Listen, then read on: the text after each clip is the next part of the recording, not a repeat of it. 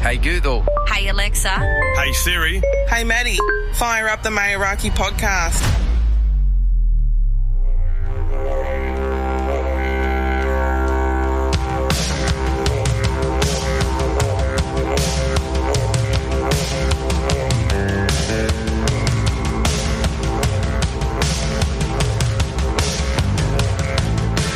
Welcome back to the Meraki Podcast. This episode is coming to you from Meraki Podcast studio from Yugambeh Country.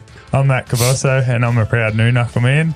Today's episode is part 2 of my chat with Jessie Parkin. He's ex-Queensland Police tactical response and negotiator. Yeah, that's it, yeah. And also, if you haven't listened to episode 1, fucking stop this one. Yeah. Go back and listen to episode 1 first. Yeah, pause that, go back. Part 1, I don't know what episode it is, but... Part 1. Part 1. Just type in Jessie and you'll find it. Yeah, part 1 of the chat. Part 1 of the chat. Jessie's also the proud owner of Parkin watches, which is... what is on my wrist. And also, on my wrist. So I've known Jessie for 38 years, you could say, pretty much. Pretty much. Born and bred in Blackwater. Like I said, if you haven't listened to it, go back and listen to part 1. But this episode today, I pretty much just want to dive into, we spoke about it on part 1. Yep. About you being a police officer and some pretty deep shit. I've got a pretty big list here. Yeah. I didn't want to just go off the bat like I do with the other ones. I wanted to give you some questions, which I never do. Yeah. Well, there was they were epic questions, mate. Yeah. Like, and it took a minute. Like, I sat down last night and made some notes. So if there's a bit of a pause, I'm looking at my phone to just sort of refresh my memory because a fair bit of shit goes on in 11 and a half years. So yeah. The first one, obviously, I checked with your mental health last time you were here. Yep. How's your mental health now? Yeah, great. Still pretty good? Yeah, great. Yeah, it's getting better every week. Yeah, got a lot of things on the go, a lot of positive things on the go. So yeah. Yep. You're you had a bit go on in the first one, mate, that you've always had in your life. There's always been a challenge. So it's good to hear you're on the straight and narrow. And obviously, we fall off that a little bit, but it's good to just double check with you and see if you're still going. Mate, you're still on the Gold Coast, mate. Oh, mate, still going strong. Been here since Sunday, and what a cracking place, mate. Did you see the sunrise this morning? No, I wasn't up that fucking early. You were having a shit. Your voice messaged me. Well, I was having a shit, but there's no window in the bathroom. That would be nice, though. It would, wouldn't it? I'll tell the Phoenician, shout out to Phoenician, to put a window in my shitter next time. A poo with a view. A poo with a view. How good. My first question here is, what kind of training did you have to undergo to qualify for those roles? Obviously, you go through police schooling anyway, but then I'm guessing there's different training for those positions as well, like extra training? Okay. So essentially your training, so to speak, is your proving ground is general duties. Yeah. So to give a bit of context, so the TAC Crime Squad is an extension of general duties. Yep. So if you actually have a look at the title role, most people won't know this, but it actually says general duties. Okay. We are an extension of them. Yeah. We're not a plain clothes unit or anything like that. We just don't attend general duties jobs. Yeah. When I say I don't, I didn't used to. Yeah. So it was a case of, like all of your traffic crashes and domestic violence incidents. That wasn't us. Yeah, nice. We never did any of that. That's probably a good thing in a way. Yeah. Well, and that's the thing, like your general duties was your proving ground. So you were essentially poached from there. It's like if you were showing that you were proactive in what you were doing, you were taking on some of your drug investigations, you were hunting down people who were wanted, all that sort of stuff, then that's what TAC Crime look for. Yeah, okay. They also look for the fact that you can work as part of a team. Yep. Now, I'm a big believer in this. You don't need to be the smartest. You don't need to be the best investigator. But if you can work as part of a team, I think that's like the top tick in the box. Of course. If you're a Keith, but you're really fucking good at your job, no one wants you. No, exactly. Because it's like you're going to come in and you might be really good at your job, but you're still a fuckwit. Yeah. And no one wants to work with you. And when you're in a team like TAC Crime, it's teamwork is the most important thing.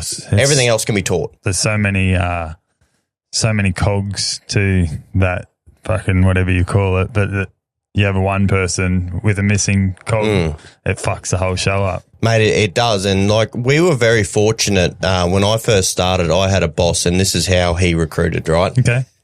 He would come into the office and he would ask, this cunt just put in an application, what do we think? Nice. And we would all turn around and go, yes or no. Yeah. And if it was a no, Then it went in the bottom drawer. Yeah.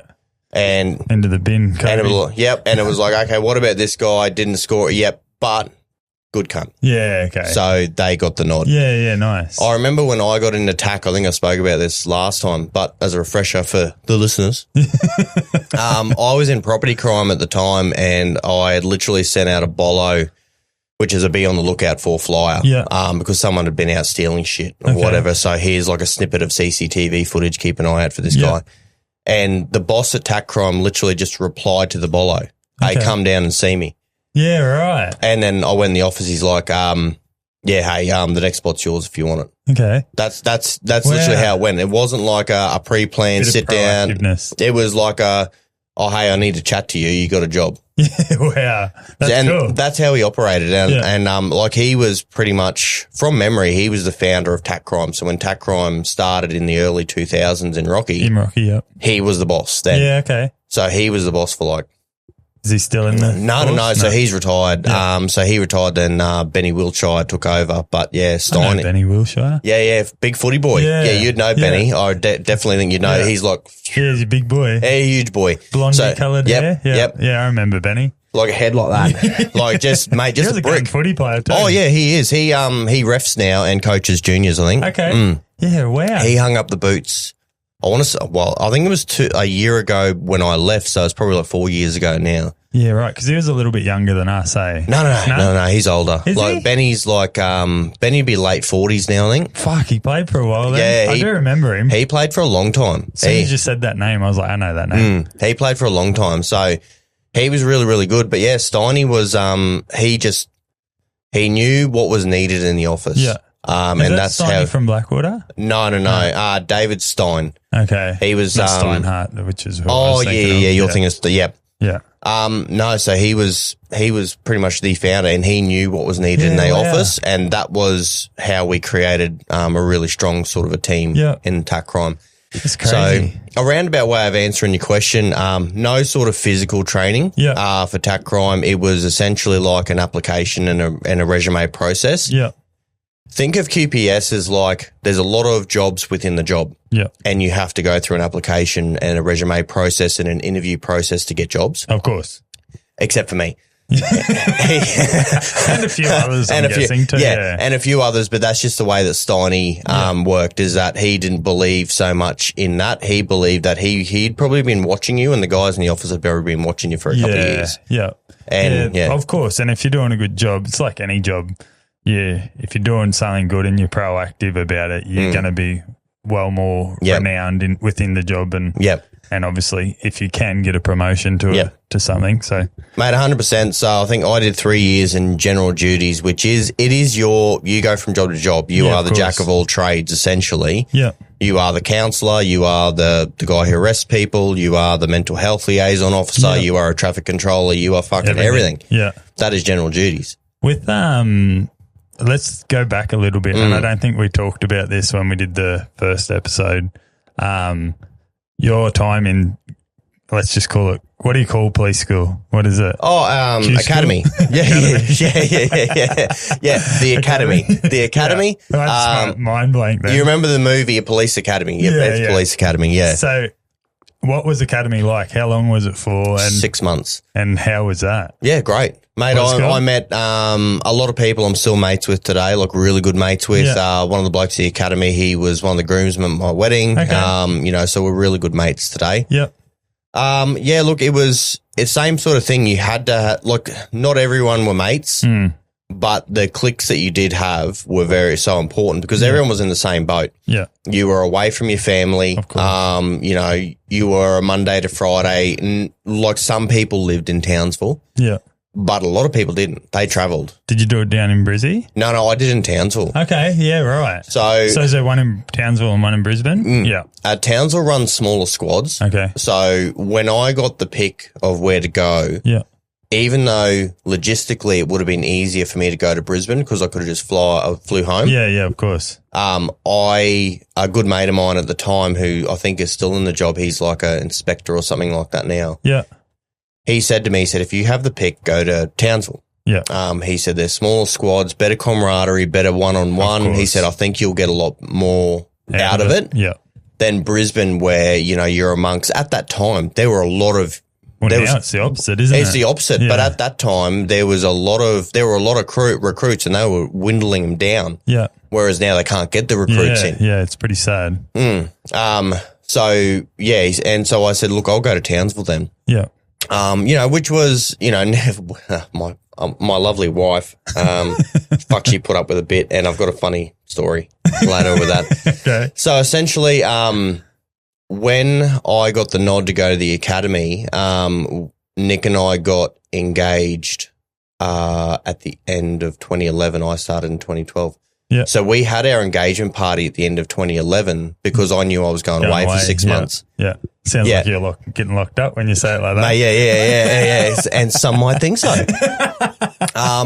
But because it was in Townsville, we literally drove to Townsville. And funny story, I actually forgot everything in Rockhampton. I got to Townsville and my whole bag I'd forgot. It just, suitcase, so 8 hours worth of driving. Suitcase was, fucks me, mate. Nerves. I'm putting it down to nerves, I think. So we were unpacking the car and I'm just like, I said to Nick, I don't have my fucking bag.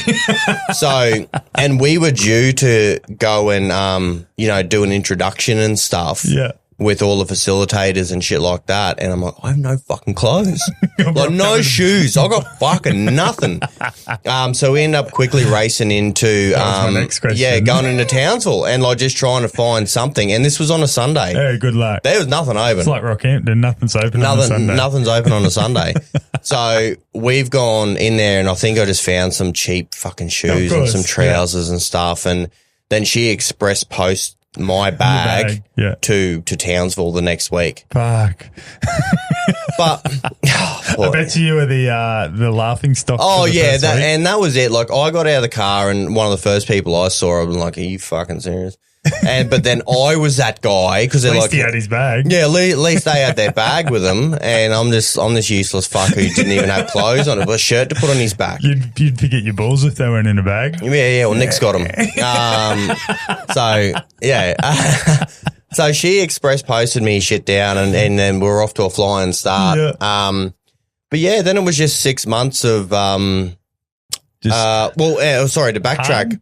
No, it wasn't hard. No. It was you do you start to get over the loneliness because that camaraderie is really important. But the day that Nick, I dropped Nick off to the airport on the Sunday, knowing that we're going to see each other probably twice now in 6 months. Yeah, it's crazy. So that was probably the hardest thing. Yeah. To sort of, come to that realization that you're going to be a part. Test us, it is. Yeah. Especially that. Yeah, and exactly right. And we did, which again, we'll get to that. So anyway, 6 months, everyone says, and even the facilitators, this is the fittest you'll ever be in your life. Yeah. And it was true. Yeah. If you weren't in the classroom, you were running, you were doing agility stuff, you were doing weights, whatever the case may be, because they wanted you to be the fittest that you could be when you left. Of course. And then afterwards, they even said to us, they said, on average, every recruit will put on 5 to 10 kilos in the next 6 months. It'd be a bit of your muscle though, wouldn't it? It was, but we ran a lot. Yeah, okay. We ran a lot. And because we were there with Castle Hill, it was just good training ground. That's steep, that. We were going up the goat track all the time. Yeah, right. We used to walk up Castle Hill in the mornings. Yeah, okay. Before we started, me and Shannon, we used to run along the beach in the morning sometimes as well. Yeah. So there was everything was there that you needed. Yeah, that's cool. That's pretty cool. Yeah.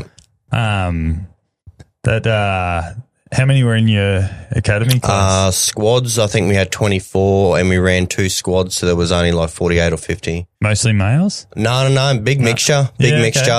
Yeah. No they thems back then. No, mate, that didn't fucking exist, mate. It still doesn't. Fuck No, 'em. it doesn't. There's two Yeah, genders. sorry, guys, but fuck off. Like, I'll probably upset some people saying that, but I don't give a oh, fuck. mate, I'm in the same boat, but I'm like, If you don't like it, turn off your cunts. yeah, look, turn it off. This is clearly not the podcast for you. You will get easily fucking offended. Trust me. Yeah, they, them, or fuck off. Fuck off and Yeah, fuck off. yeah, fuck off. Yeah, mate. Yeah, so yeah, no trannies back then, mate. No trannies back then.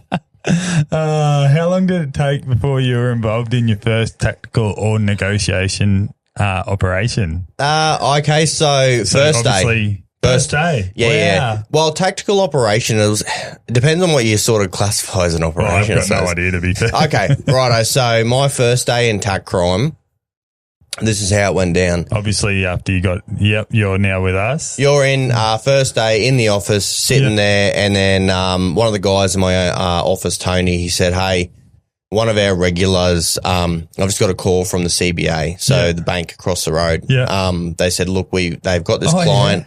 Yeah, got Yeah. this client.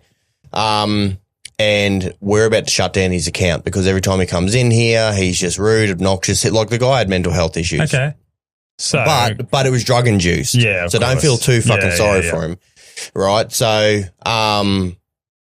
look, we're shutting down his account. We're going to tell him today, Yeah. but we just want you don't to know. be We on just want you to standby. be there just in case. Right. So we're like, no dramas. So we actually me and Tony went over there. We actually went into the manager's room. We saw him arrive and then he was going to go into the room. yeah. And then he saw us and he's like, oh, fuck that. And then so he started walking towards the front door. Anyway, so Tony, he went over to him to sort of try and just grab him so that we could explain it to him. Like he hadn't done anything wrong at this point besides saying fuck that in the bank. Yeah, yeah. But we've Which gone. I guess isn't that bad, is It's it? not No. real. Like in the big scheme of things. If it wasn't directed at someone, it's not that bad. It's an emotional outburst, yeah, right? exactly. So anyway, like Tony's gone over, put his hand on his shoulder, and old mate's gone and fucking had a swing. Oh, wow. Well, yeah. And so he's gone to have a swing, and like me, fresh out of GDs, like I'm just full of piss and vinegar, ready to take to on go tac on. crime. So I've just picked him up, and dumped him in the middle of the bank. And we cuffed him up, and by this time his pants had fallen down. So we're now marching him from the bank just right along the Decent street. exposure. Yeah. Well, he had his ass hanging out, so I've got the back of his pants as we're walking, and he's oh, you fucking dogs, but that was probably within the first hour. Yeah, wow. It's like, oh yeah, we just got to go sort this out, and that's pretty much how most of the jobs went. Yeah. Was like, Just oh, bang. just go do that, but it turned to shit. Yeah. Yeah, pretty quick.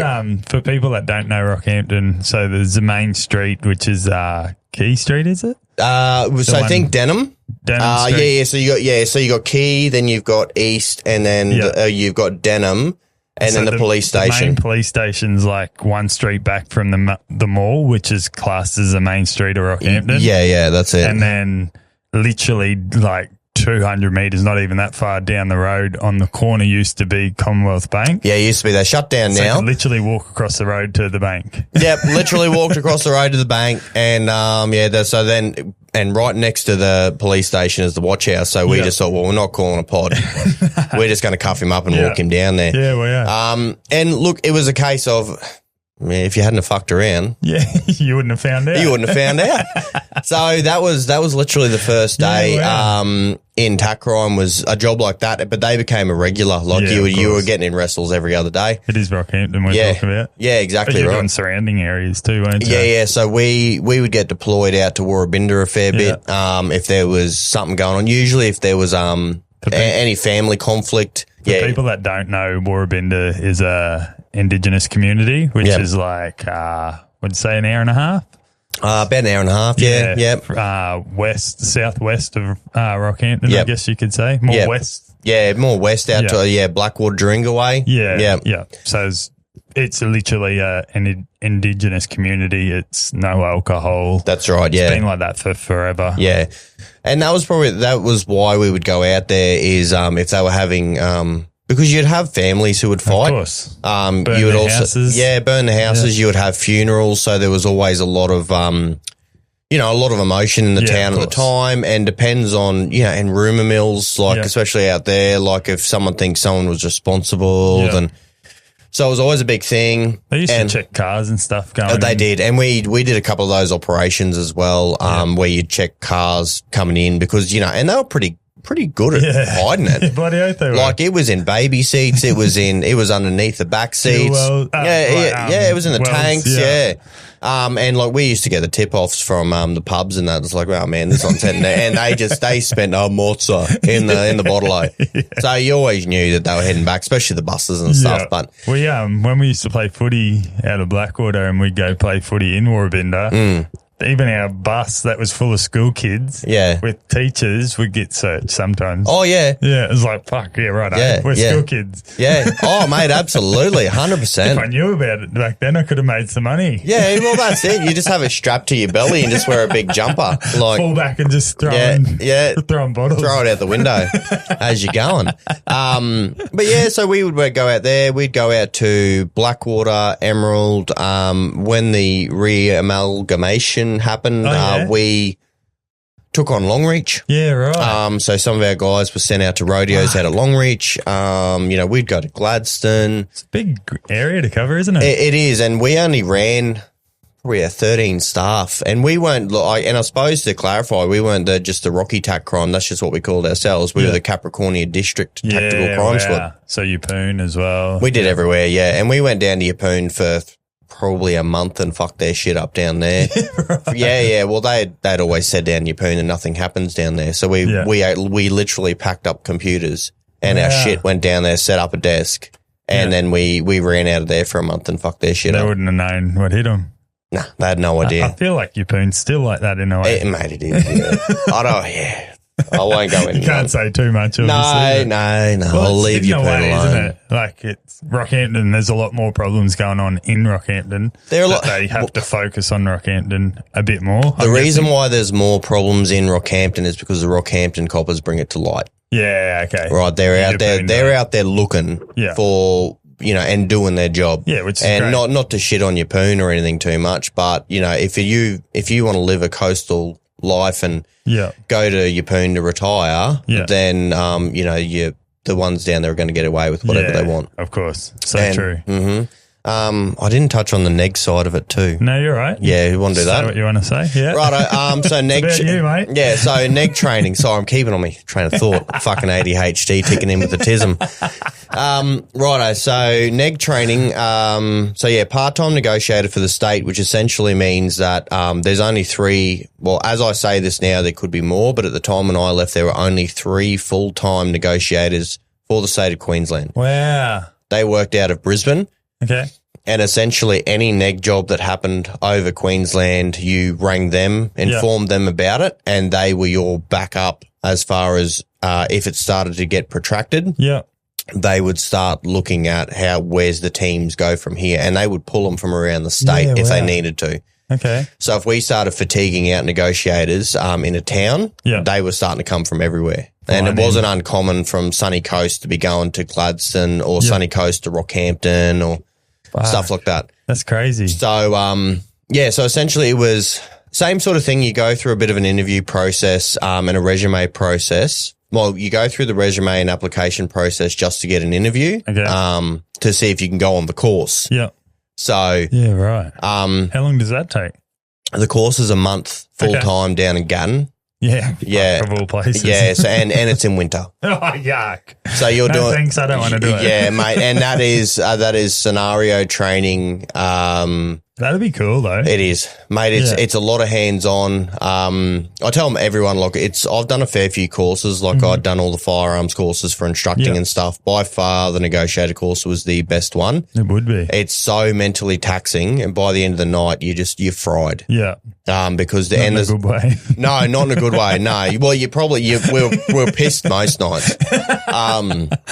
You'd smack down a few bevies. But yeah, that was probably the best course. So the interview just to get onto the course was actually a mock scenario negotiation. Yeah.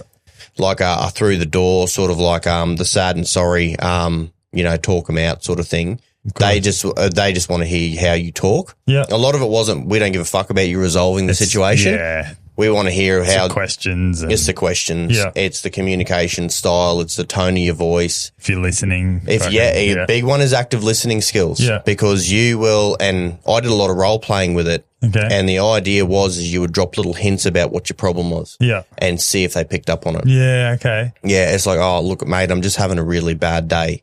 Yeah. And let's see where they go with that. Yeah. And if they just sort of say, oh, yeah, okay, well, yeah, tell me about it. It's like, yeah, cool. No, I don't really feel like telling you about it. Yeah. And then you drop a subtle comment. It's like, that fucking bitch. Yeah. And then see if they picked up on that. Yeah. Because that to me says right. you're having marital problems or you're having a problem with your partner. Yeah. Yeah. Right? But we want to see if they pick up on that. And if Yeah. they just sort of sit there and go, so what's your name? And you're just like, well, you didn't pick up on that hint. Yeah. So, and it was a lot of that. It was a lot of that you had to be on all the time. Yeah.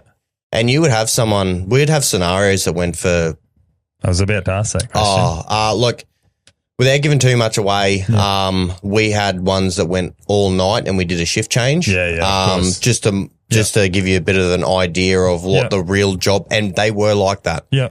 You get a few that are just, and I'll speak for you, so you don't need to say it, but like people holding their family at ransom or shit like that. So I know for a fact that shit happens all the time. So I guarantee you would have been in those situations, and they're the ones that usually go overnight. Yeah, yeah. And they are the ones who, if there's other people inside of the house that don't want them to leave, you know, the ones who, and you have scenarios, it's so fluid. It might start off as I'm sad, but it might turn into an armed barricaded siege. Yeah. You know, where they say, well, I've got a gun in here. If you come in, I'm going to fucking shoot you. Yeah. So now we've gone from, okay, well, this is no longer just someone in crisis to someone who's now barricaded with a firearm.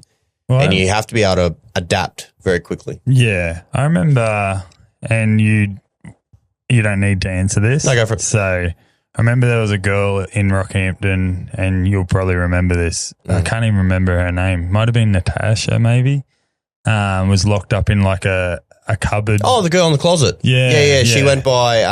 Then I think she ended up being Natasha Black. Yeah. Black? Was it? Nah, I don't think it was Black. It was something else. Yeah. Might have been Black, but and then just recently, in like the last 12 months, something come out in Rockhampton again about her. Yeah, she hung herself at the ninth hole. Yeah, right. Yeah. Yes, they found her at the ninth hole on the Rocky golf course. Yeah. I don't know if it was Natasha Black, but it was someone. It was Natasha Ryan. It was Natasha Ryan, but I think she then changed her name because of all the publicity she was getting. So there would have been negotiations stuff. I don't think so. No, I don't think so. I think it was. You weren't in the force then? Nah, when she came out of the cupboard, out of the closet, so to speak. To make that, we probably shouldn't laugh about that, to be fair. we will be cutting that out. We'll cut that out. That's my dark humour. Anyway, we'll cut that out. We won't. Well, yeah. We'll see how this next. Got the camera now. We'll see how this next line of questioning goes. Anyway, look, sorry. Rest in peace, I think. Okay, no, anyway, I think someone just fucking name checked her one day and realised who she was. Yeah, okay.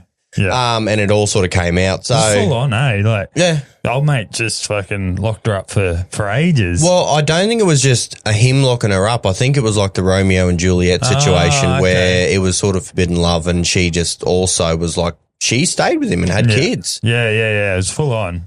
Well, those poor kids now too. Well, mum's gone. You know, so that's anyone who's lost a parent knows that. Mm-hmm. But yeah, like that was so that one happened recently. But yeah, as far as the neg jobs go, there was some.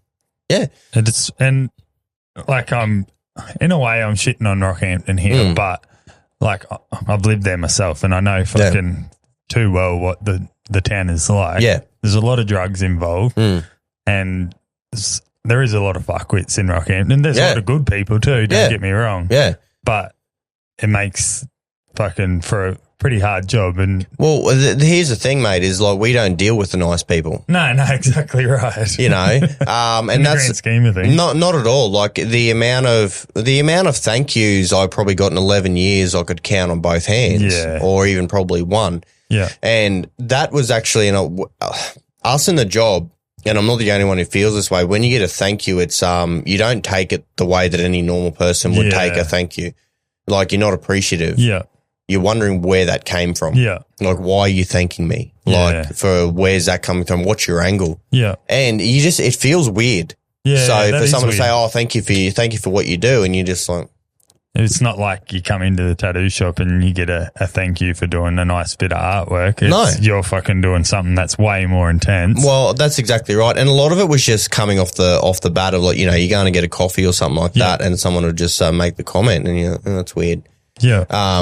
Yeah. So that was always a bit off, but like then, anyway, so the NEG course, it did a really good job of preparing you for what's to come. And it's one of those courses I think that did it very, very, very well. Yeah. There were a lot of courses in the QPS and even to the academy to the extent now, and I'm not speaking out of school when I say essentially when you go from the academy to the police, they tell you to forget everything you learned in the academy. Yeah. You will now learn everything you need to know from your mentor. Yeah. And on the tools, so to speak. Yeah, you will learn everything you need to know on the tools and how to operate because, as we called it, Academy Land, like Disneyland. Yeah. It's all fairies and lovely stuff. It doesn't fucking exist, mate. Like the scenarios are planned. Yes, they are drawn from somewhat real scenarios, but the way that it usually unfolds is not clean and precise and markable and, you tick that box. Everything went to plan. Never goes to plan. You tell someone you're under arrest, usually it's when you're in the middle of fucking a wrestle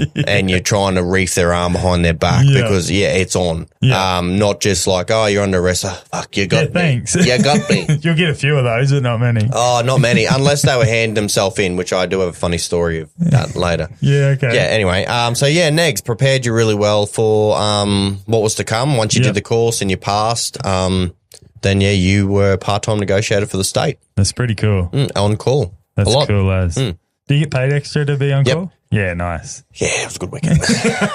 Take that back. Just not the actual work. Yeah. Look, here's the thing, like, Actually, he's selling houses now. He's probably making bank. I'm doing better. Look, it was one of those things where you're on call, but here's the thing about being on call is you can get a phone call whenever. Anytime, yeah. You're at breakfast with the wife, you got to go.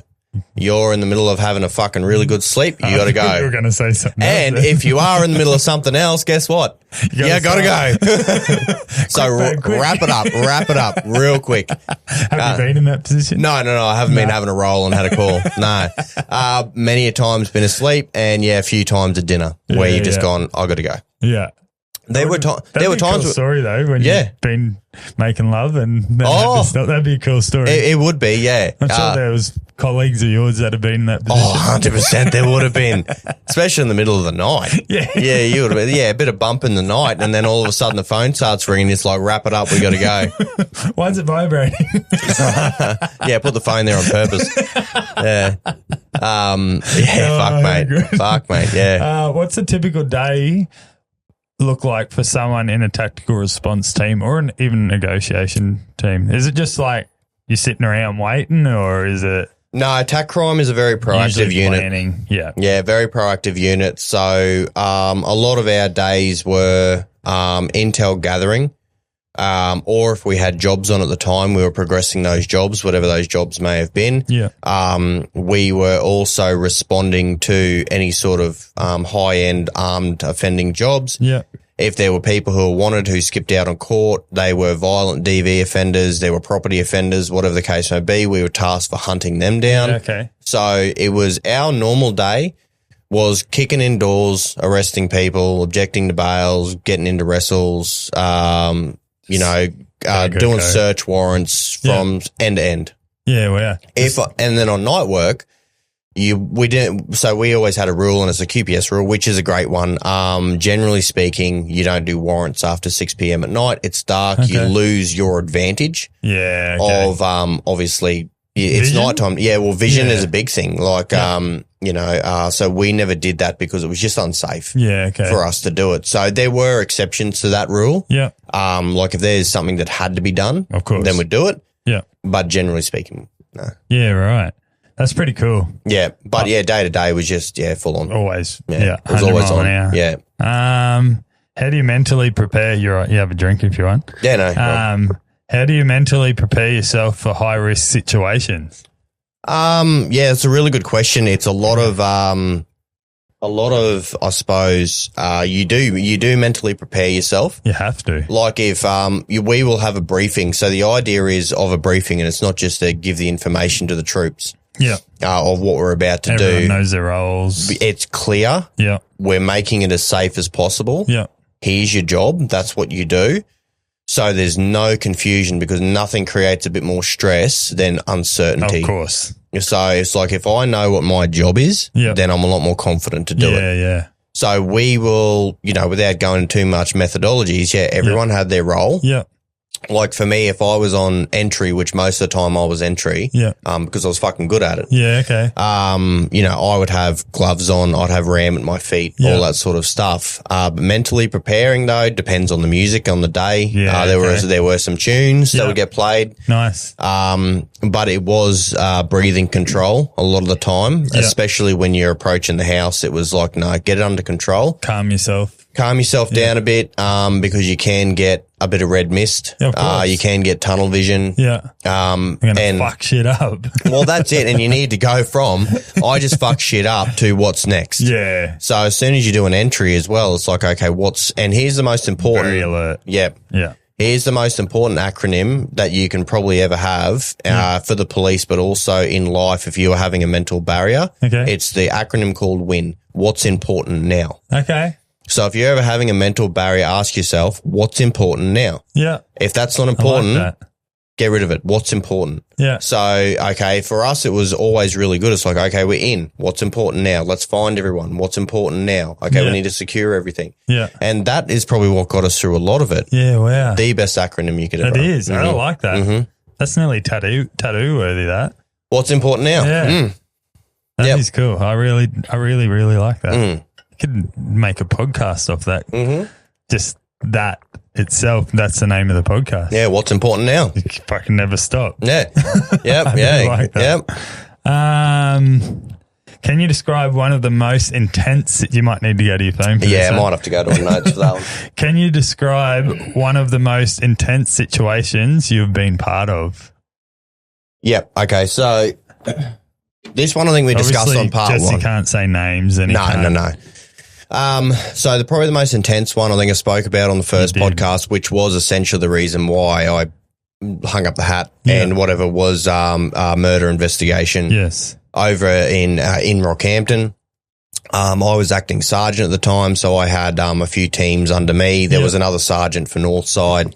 So essentially we were the on-the-ground supervisors for it. Yeah. Definitely the most intense. I had been involved in like Code 1 driving before. People that don't know what Code 1 is. Yeah, so Code 1 we have pretty well 4 levels of a job priority. Sorry just for people that don't know. No, you're right. That's okay. So Code 4 is essentially get there whenever you got time. It's not important. There's a bike. There's a bike in the park. There's someone fucking left there. Can you just pick it up when you get a chance? Yeah, right. Okay. Now your Code 3s can be something of like, someone's been assaulted over here, but it was reported like 2 hours ago.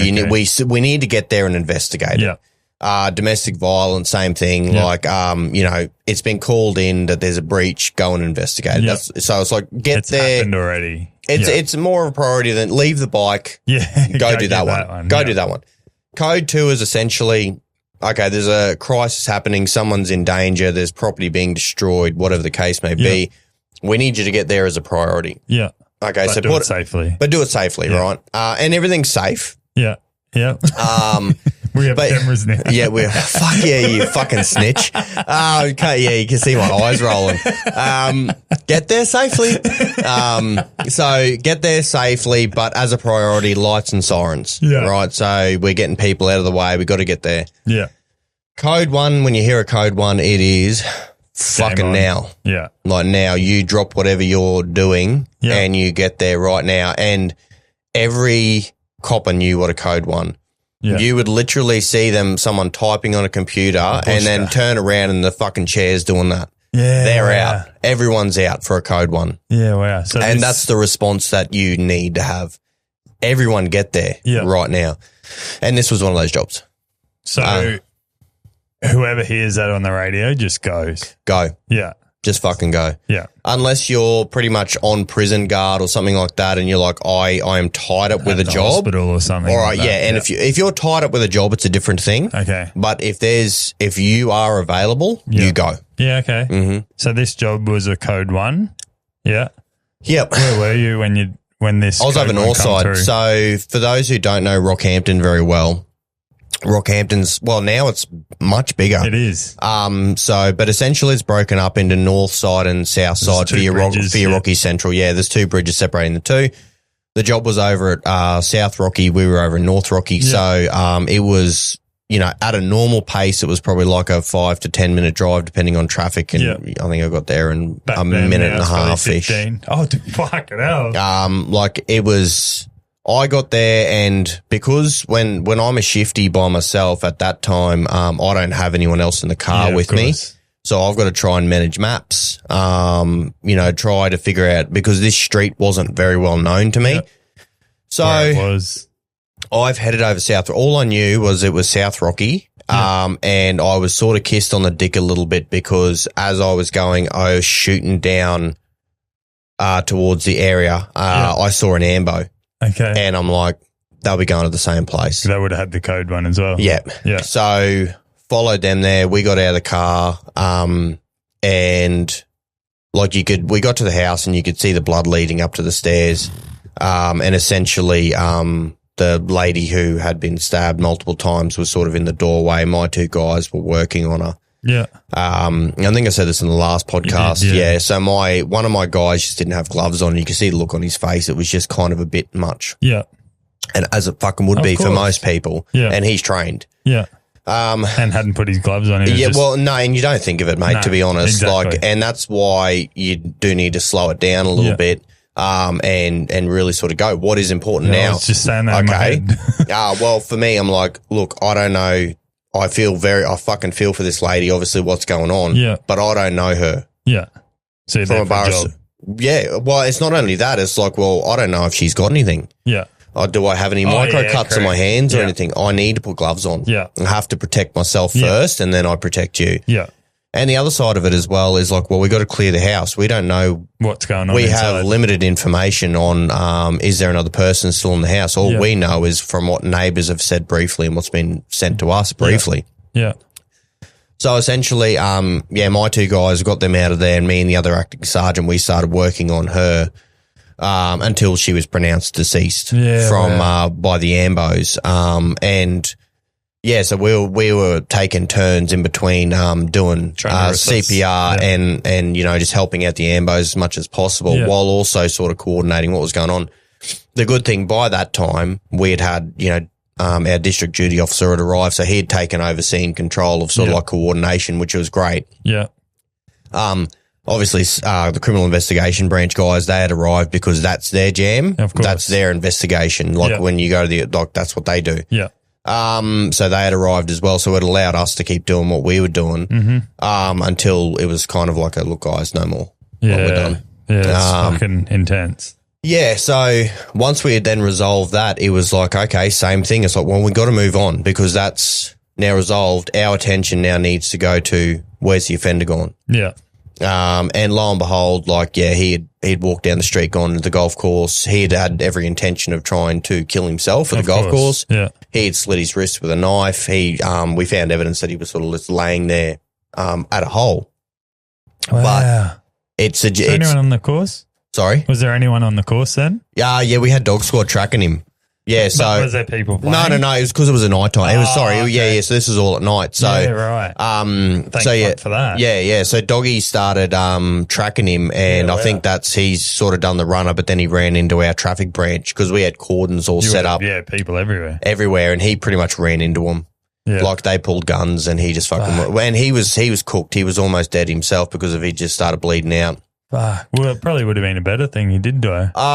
No, not for us. Yeah. Yeah. I could find out why. Yeah. Yeah. But pieces of shit like that deserve to die too. Yeah, they do, yeah. I hope he dies of arse cancer. Yeah. Like, personally. Yeah. So we managed to get him under 2 hours. So when it was first called in and when we got him was about 2 hours. So that probably answers one of the other questions. Sorry, because you did show me. You're right. Probably one of course. the most proudest jobs was because of the result that we got for the family. Yeah. Was that we did apprehend him. He had to face court. He had to face what he had done. He was found guilty, and he's going to stay. There was kids involved in that situation too, wasn't there? Yeah, there were. Yeah, which makes it even more difficult. It does, and like the kids are now with their loving grandparents, so you know they'll that scars them and fucks it with their mental health too. Mate, it does. It does definitely. Yeah. So look that was probably the most intense that I could think of. Look, when I went to branch, there were other sort of murder investigations that I was a part of, but that was definitely the most intense one. Yeah, I guess you can't really get, or you can get more intense than that, but for Rockhampton, it probably doesn't happen very often. No, it doesn't. You know what? And not funny, but it happens in waves. Yeah. Like when I was up in branch, you know, there was like a 6-month period where we had like two murders and an attempted murder. Okay. We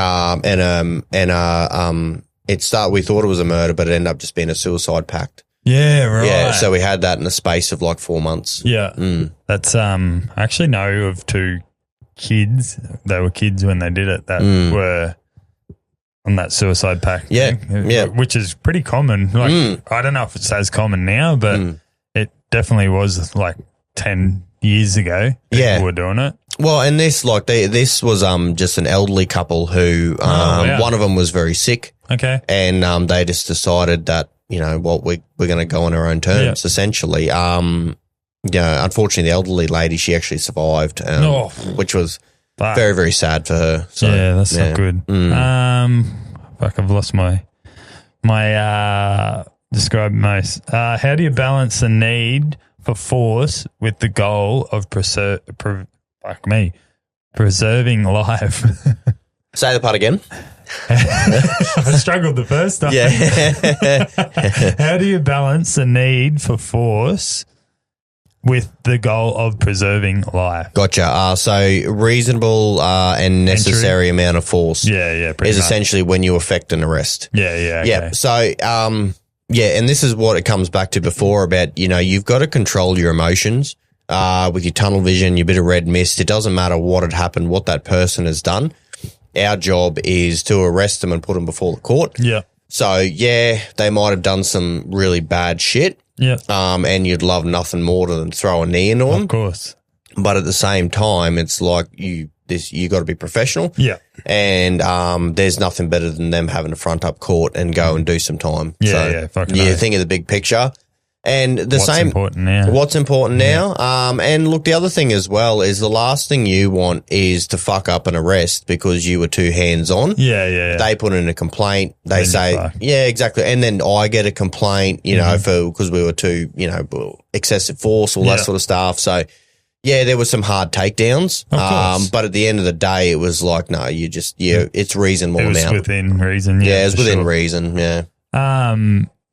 I asked this misconception question a lot on my podcast. You had a misconception, one with being a business owner. Yeah. But I didn't ask you within this role. Yeah. So what's the biggest misconception do you think about that the public think about tactical response units? Okay. Well, the police one is generally, I pay your fucking wage.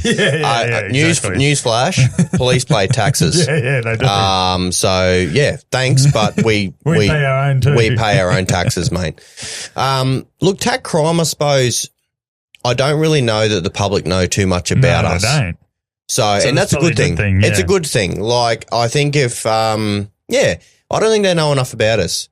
Yeah. And if they did, they would probably be more appreciative of what we did. Yeah. So that's probably a shit question, to be fair. No, that's all right. But it's a good question in the respect that no one knows. No one really knows. Yeah. They see us in uniform and probably just expect that we are your run-of-the-mill police. Maybe that's a misconception that we're just we're going to go job to job, but that's not us. Yeah. We're kind of there just to arrest the people that need arresting. Yeah. Well,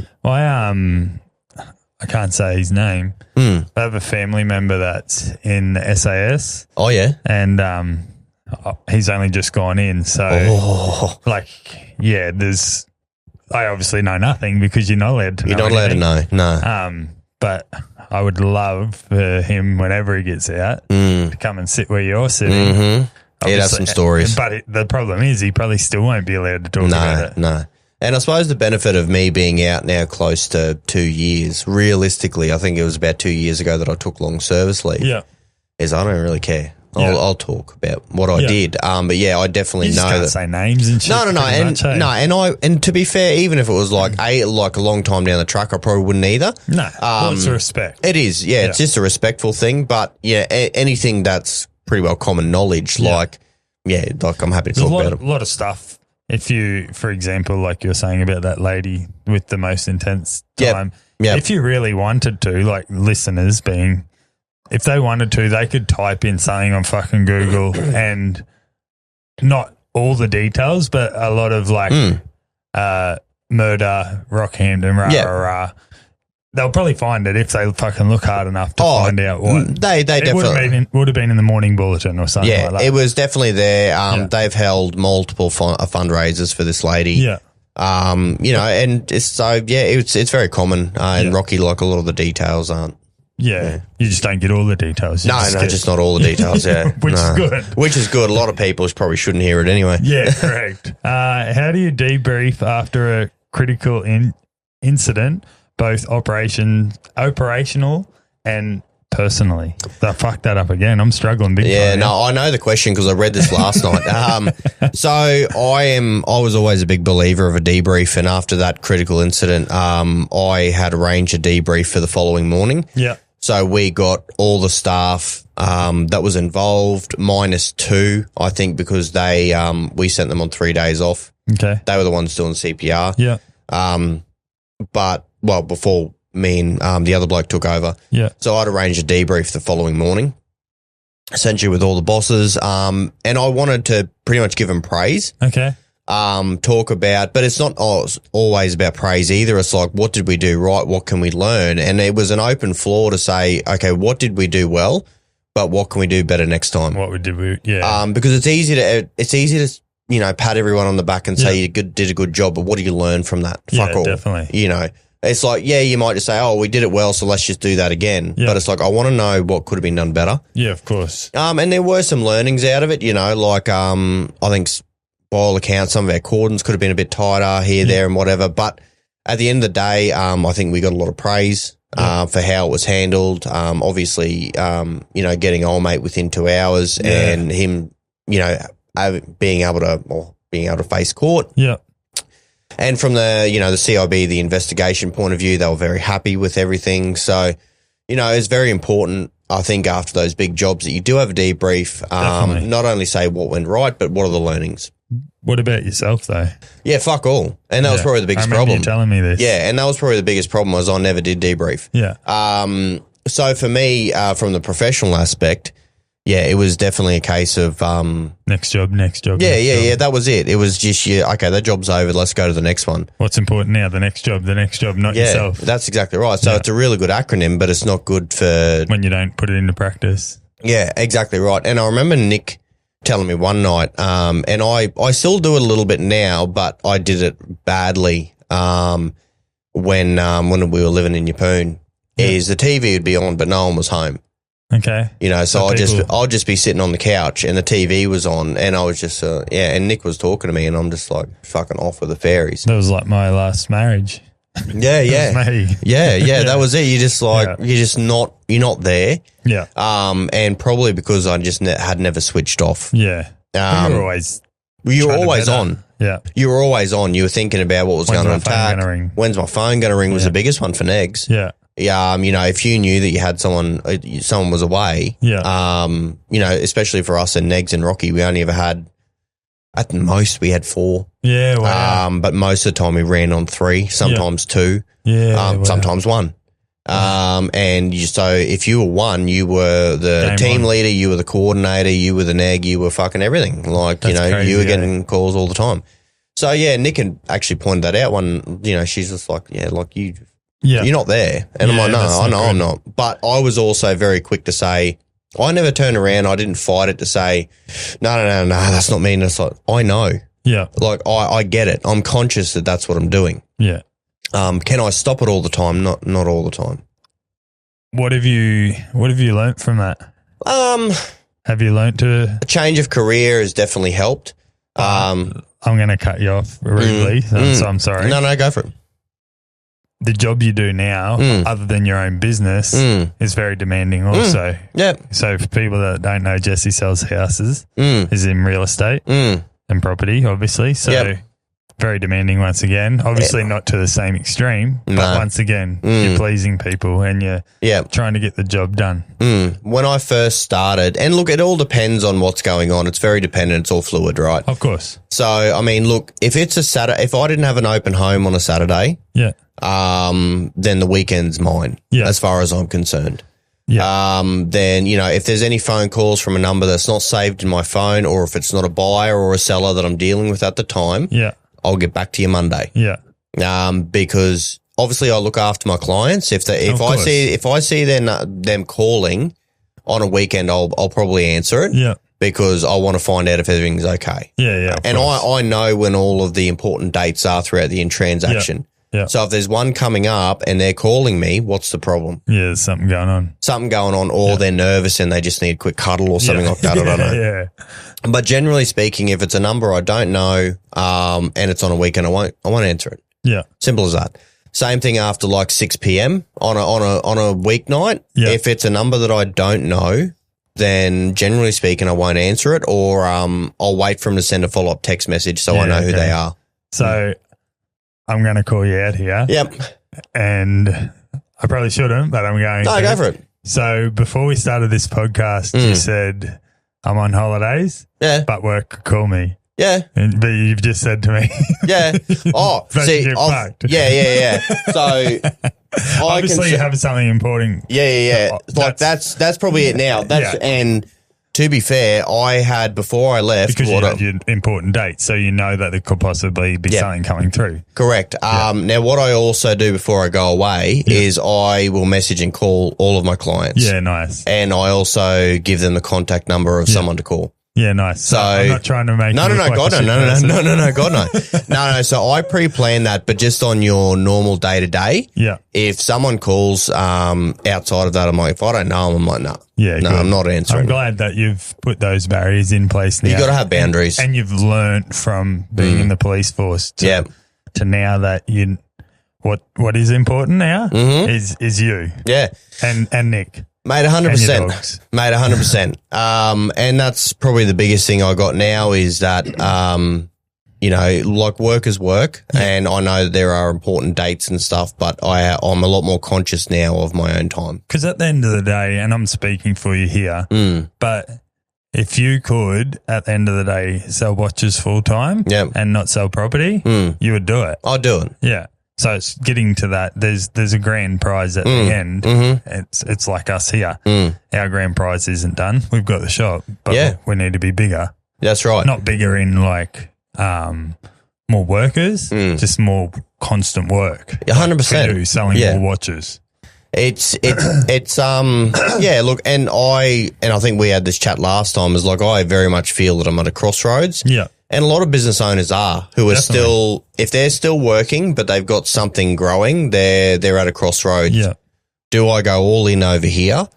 Or do I stand here and sort of go and just twiddle my thumbs until something happens? Or do I go the full-time route? Because one of them's got to go. Correct. You can't have it all. It's like me at the moment. You can't have it all because you don't have enough time. No, you don't. And I know this coming from the watchman, but time is the most important currency you'll ever have. Fucking oath. So you need to pick where your time is going to be spent. Divide that time into what's important. Exactly right. Little segments throughout the day. Planning is important. I'm not the best at planning. But I live by my calendar. You have to with your job. Well, I have deliveries like I'll have like deliveries. I'll like watch deliveries or whatever. I'll even have, you know, scheduled every night at 7 p.m. for an hour. It's business, whether that be finance, whether that be designs, whether that be catching up with clients, whatever the case may be. Even But you have delivery of watches, but you also have delivery of houses. So Well, that's it too. And so between 8 a.m. and 5 p.m. is my calendar for houses. Yeah. Sometimes I do appraisals at 5:30. Just depends on crazy. Time really. Yeah. I'm glad we chucked in a little bit of that. Yeah. How do you approach a negotiation with someone in crisis? Yeah, very interesting. Everyone's different. Everyone's different, and you need to do a little bit of research beforehand. Sometimes it's not always possible. Yep. But as far as a negotiation goes, like generally speaking, and this is where our full-time negotiators really come into play, right? Yeah. Okay. So most of the time before we even get to the job, they've done a full mental health background check. Of course. They've gone, have they been an inpatient before? Yeah. What's been said? Because we want to look at, and also have they been involved in any previous negotiations before? Because we want to know what worked. Yeah. What didn't work. Yeah, of course. Mental health, like what are they suffering? What are their ideologies? What's going on with them? Yeah. So when we get there, it's not that we still want to find out from them what's going on, but in the background we have an idea of what's going on. How they work. Yeah. What makes them tick? What? Yeah. Probably, then that was the lovely leather couch. As they say, it's like, poor planning creates piss poor performance. Yes. So, it's a case of you just got to do a little bit of your homework before you get there. Yeah. And so you know who you're talking to. Sometimes it's not possible, and I have had that before. Yeah, okay. Where you've rocked up to a job, and it is about, at the beginning of a negotiation, most in crisis don't want to talk because they're having their own thing. They're in crisis at the moment. Whatever's going on with them is the most important thing in the world. Yeah. And they probably have a lot of noise, a lot of head noise going on, and you have to break through that head noise. Yeah. Now, sometimes you're just another voice to them. Yeah, right. But you've got to be that voice that starts to sort of infiltrate through and get to them so that you can start having a conversation.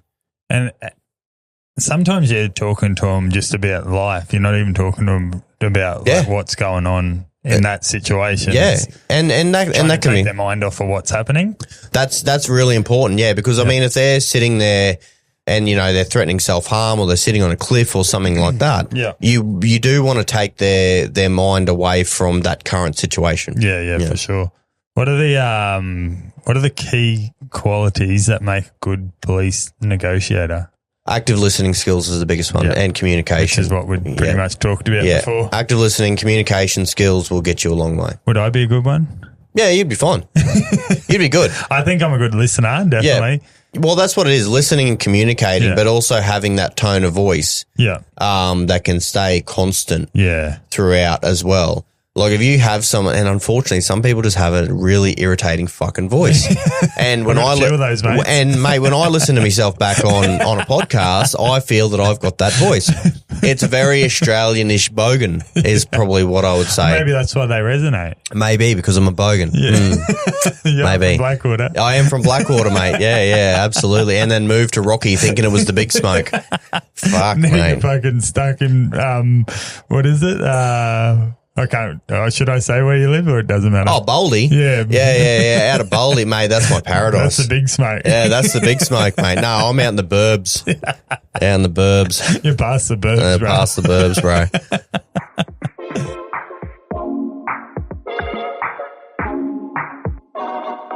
Listeners, this episode is brought to you by Dookies.co, a locally owned Gold Coast brand making seriously good board shorts for man. Born by the beach and made for it. Dookies is also comfortable, stylish, and laid back feel that only comes from truly knowing the coast. Whether you're in the surf or at the pub or just cruising through the weekend, Dookies has you covered. Support local and upgrade your board shorts. Check out dookies.co or follow them on socials at dookies.co. That's DUKIES.co. Use the code Meraki10 at checkout for 10% off. That's MERAKI10 for 10% off your next order. Go check him out, guys. Back to the podcast. Can you share a negotiation experience that really tested your skills? Give me a minute. He's onto his phone. Yeah, absolutely. Okay, give me a look. Yeah, I thought this one would be like there'd be so many at the end of the day. Yeah, this one's actually a pretty good one. Yep. This one's actually a good one, and it was it was the negotiation, but it was also the lead up. So to give you a bit of a background, we were hunting this bloke from Yeppoon to Rockhampton. He had done home invasions. We had an idea that he was armed. He was high speed chase up and down. Yeah. Anyway, so as part of the TAC unit, we were hunting him. Yeah. And hunting him hard, and he was a fucking asshole. Yeah, like just of a person, just an asshole of a person. Anyway, so we had tracked him back to Rockhampton over to Southside specifically. Yeah. And we had an idea where he was. Anyway, so we booted in the back door of this house thinking he was there. Yeah. Wasn't there, and then one of our traffic branch guys yelled out, "Yeah, he's running down the street." Oh, wow. So in the end, he then climbed up the roof of a house, of another druggie house, one of his mates. Try and hide. And I'll get to that because he was trying to hide something. Okay. Yeah. So in the end, and the way that I think I said this last time, like, you know, I wear many hats when I was in the job, right? Yeah. So at that time I had tack crime hat on. All I wanted to do was upend this cunt. That's all I wanted to do. We had been hunting him for weeks. He had been fucking, you know, just evading us, and it was just a nightmare. Yeah. Anyway, so now he's on a roof, and we had to talk him down. Yeah. And the DDO, who was also, the then DDO, he was also a negotiator, but he was in the DDO role. He's like, "Well, I can't," and he's like, "Man, you're up." Yeah. And I'm like, "Well, I fucking knew that." And I said to him, I said, "Man, I have so much angst against this person right now. Of course. I can't be his mate. Like, you're going to have to get another negotiator here and give me a bit of time, because I can't be friends with this person. I can't even pretend to feign to give a fuck about what's going on in his life, because I know what he's done. I've been chasing him for weeks." And so they end up getting another neg down. And funnily enough, so this bloke, bit of background on him, like he was living with his grandmother. His grandmother was his world, sort of thing. And anyway, this other neg, I won't name him, turned up, and he was starting to have a yarn to him. Old mate's just full of meth and bad manners up on this roof. And he said something. He's like, "Oh, if you come down, I'll give you this." And his grandmother came up, and the neg, and I'm sort of like, I wouldn't have said that. Yeah. And it was something along the lines of saying, you know, telling him to swear on his grandmother's life that he would do something. Yeah. And that went down. Give a fuck about his grandma at that time. Well, yeah, and it went down like a lead balloon, because he's just like, "You don't know about me. You know nothing about my fucking grandmother. Keep my like Will Smithing it. Keep my fucking grandmother's name out your fucking mouth." Yeah. And so that went down like a lead balloon. Okay. So I'm up. Yeah. So in the end, it was a case of what we actually did as negotiators. Is he was on the roof, so we've gone, okay, well, look. He hurt himself up there. Well, no, fuck him. I don't care about that. But what he kept on doing to get away from us was he would just go down the backyard of the roof and sit there. Okay. So what we did is we actually split. We put a negotiator in the backyard, and then I stayed in the front yard. Okay. So it didn't matter what side of the roof he went to. There was someone talking to him. Yeah. And we also had different dialogue. Yeah, okay. So he would go over there because he said, "Oh, I'm going to come down if I get this, this, or this." And then we gave him something and he didn't come down. Yeah. Right. So then whenever he went over the back, the neg over the back said, "You broke your promise." Yeah. He'd get the shits. He'd come back over here, and then I'd try and entice him down again. Yeah. And then when he had enough of that, he'd go back over the back, and then he was reminded that he broke a promise again. So that's how we just kept on tic-tacking him. Now, worse. This was in the middle of summer. It would have been hot. He's on a hot tin roof. Fuck that. Now, because of everything, he's then started playing with the power lines that were connected to the house. Oh, fuck. So then Ergon shut down all the power to this suburb. And then everyone in this suburb started walking down the street as a fucking little army. Yeah. Pretty much yelling out, "Get that cunt off the roof or I will." So then we had our tack crime guys pretty much like just fucking trying to push people back. Yeah, of course. But yeah, we were just like, well, he's about to fucking electrocute himself. Yeah. So all he wanted was water and a dart. Water, obviously, being up there for that long. But he wanted a dart. So anyway, we'd given him a half one, wouldn't come down. So like, well, you're not getting any more. So what I did is we put a bottle of water down at the bottom of a ladder. So you could come down and get it. So, and also a packet of smokes and a lighter. So you come down, you can have them. Smash him. So, no, we never did. We never did that. Yeah, right. So if he were to come down, the promise was that you'll be taken into custody, and no one's going to hurt you was the biggest thing. And we stand by that. Yeah.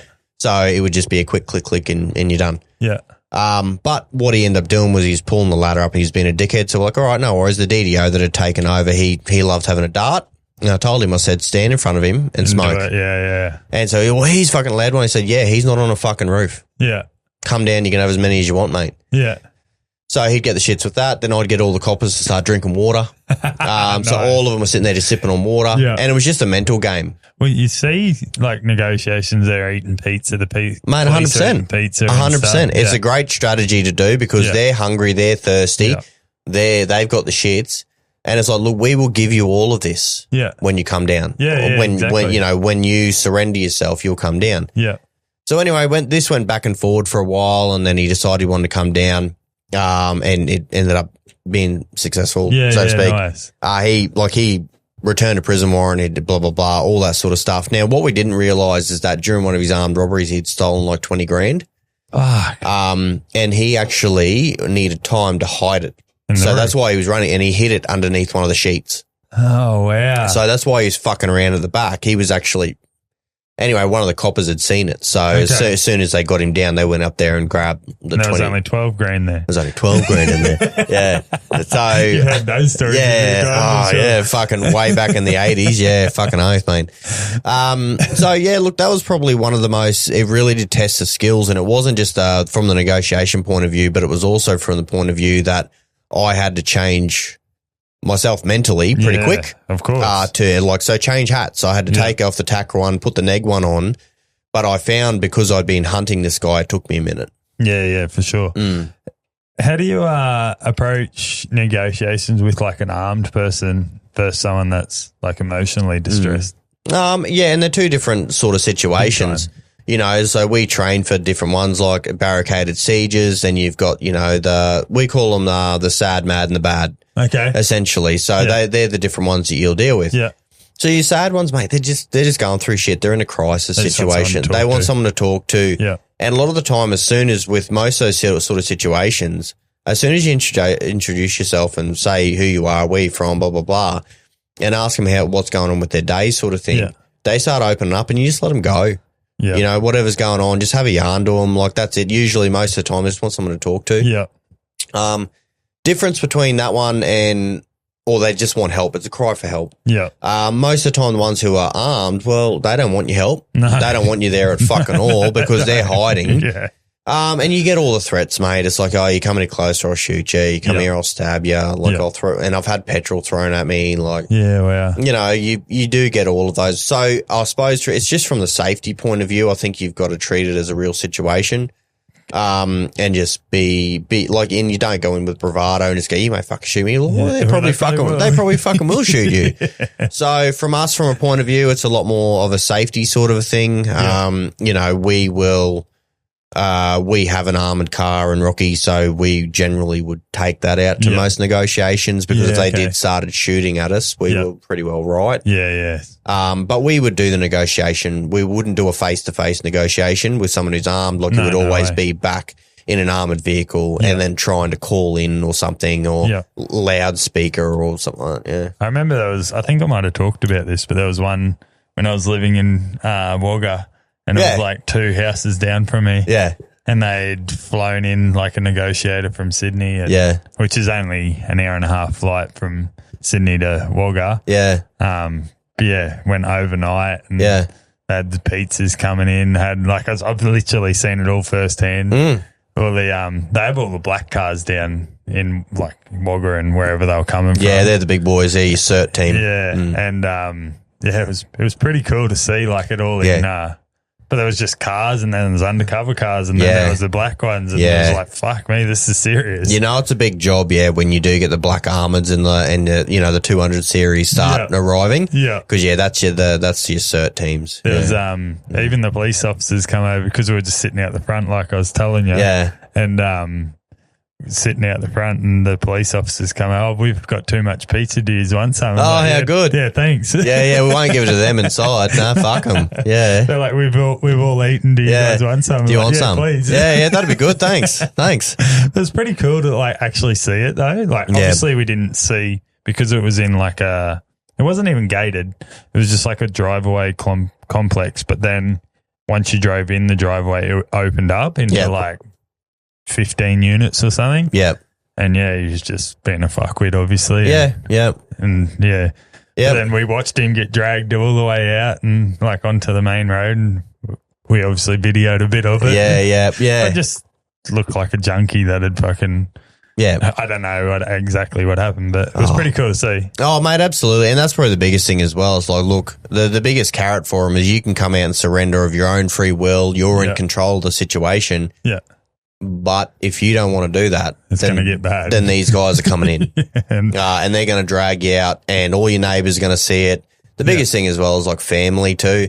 So, I mean, if their family's outside, it's like, look, do you really want to be dragged out in front of your kids? Yeah. Because they're going to remember that. Yeah, exactly. And a lot of them, that really plucks on a heartstring because they're just like, oh, no, well, I don't want my kids seeing that. So, and they'll get angry at first, but then the reality sets in of like, well, it's going to fucking happen.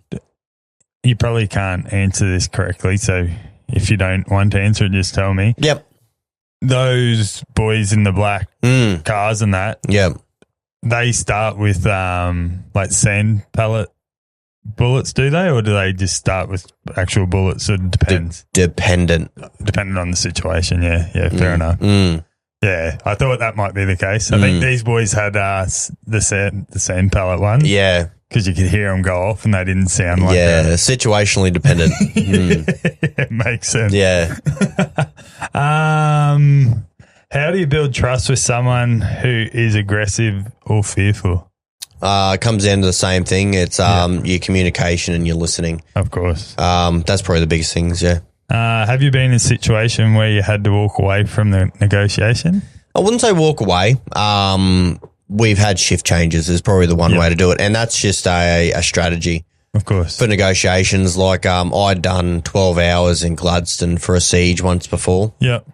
And look, we just weren't getting anywhere. Yeah, okay. So as a strategy, we just swapped the negs out. Now, that does a couple of things. One, like we get to have a break. Yeah. Because we've been talking for 12 hours. Whether or not they're talking for 12 hours, we've been talking for 12 hours. So it gives us a break so we can refresh and then come back again. What it also shows your person inside is that we're not going away. Yeah. We'll just keep swapping negs out as long as we need to. And that starts to play on their mind a bit as well. Yeah.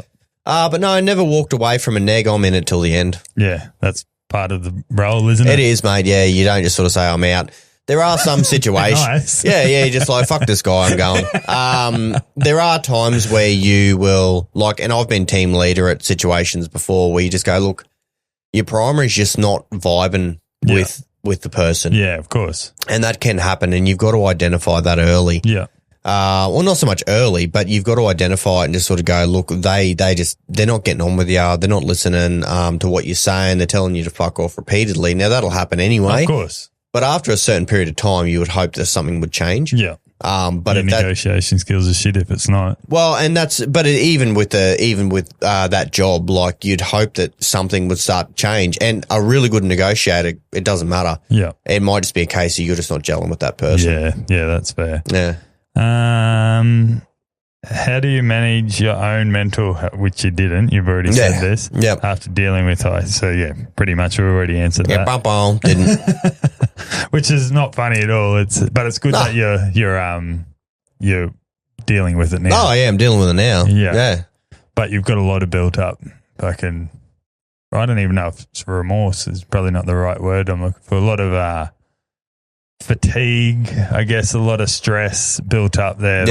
Yeah.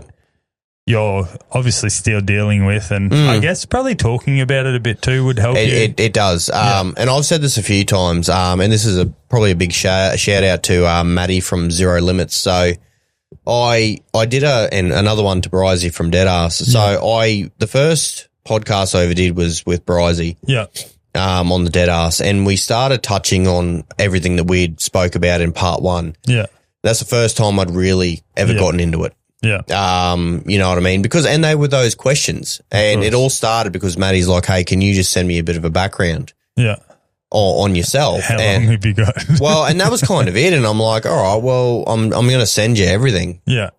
And Matty, to his credit, mate, like he's seen it all and heard it all. Yeah. So he'll ask you those questions, like much like yourself, like he'll ask those questions. Yeah. And, for 2 hours, it was pretty much, going over things that I'd never gone over before. Yeah. And actually speaking it and talking about it. I was exhausted after that podcast. Like I was absolutely fried. And then, probably for about a couple of days after, I wasn't quite right because I think I just relived everything. Yeah, of course. But ever since that time and obviously leaving the QPS and that as well. Well, I'd already left QPS. I was in LJ by that time. Yeah. But just saying all that stuff out loud. Of course. And, talking to someone about it, which is why I encourage, don't bottle shit. No. It's been a game changer. Yeah. And I think it will continue to get better too. Yeah. And, I will, nothing for me is really off limits unless it's like police stories that I can't talk about. But my personal life isn't off limit. Yeah. I'm like, you ask me whatever you want. Yeah. I'll tell you what the story is. Yeah, of course. That's good. Yeah. It's, and I think Nick has a lot of fucking to be grateful for not for you, like you've more grateful for her sticking around through all the shit that you've been through. 100%. Like she's shaped been, you the person you are probably. Yeah, and like she was there when I had the breakdown. I've been there when she's had breakdowns. Yeah. And what was actually the story? What I was about to say in the beginning. Yeah. So anyway, 10 years was coming up, or it was 10 and a half years. And anyway, they were having their 10-year award ceremony. It's not, it's not that fancy. It's essentially you turn up to a hall and they give you a 10-year medal. Yeah, right. No watch. No watch, mate. Cheap fucks. Come and see me, but I'll make some. You like what I did there? Yeah. Fuck. So I wasn't going to go. Yeah, okay. I said to Nick, I don't really give a fuck. I'm not going to go to the 10-year award ceremony. They shove it up their ass. By this time, I was sort of pretty well on my way out. Okay. And Nick had sort of turned around to me and said, you will go there and you will get that medal because I earned that fucking medal. Yeah, nice. And that changed it for me. I'm like, okay, I'll go because it wasn't about me. Yeah. Nick had been there for that many years as well as me. It wasn't just me in the service. It was Nick in the service as well. And she's gone, I earned that fucking medal. Yeah. And so I went and they gave me the wrong fucking medal. What? Oh, yeah. So all of us got the wrong medal. What'd you get? Oh, they gave me the medal, but with a different name on the back. Everyone got the wrong name. So they could not get that right. So we end up fixing it. Oh, you got a camera on.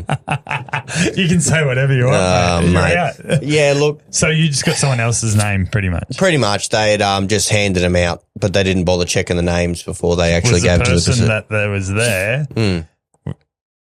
That the name you got. Did they give yours? Yeah, that's it. So all the 10-year medals with the right ones, just to the right wrong medals, people. wrong people, and essentially the response that we got was like, "Oh, whoopsie."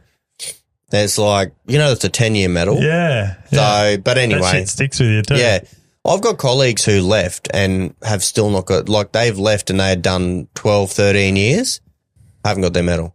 Wow. Never received it. Never received a letter of recognition.